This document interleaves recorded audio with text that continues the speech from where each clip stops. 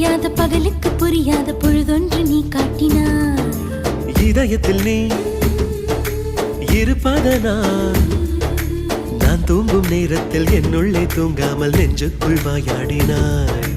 கண்ணாடி நீ கடிகாரம் நான் உன்னுள்ளே ஓடோடி வாழ்வேன். காதல் எனும் கடுதாசி நீ என்றென்று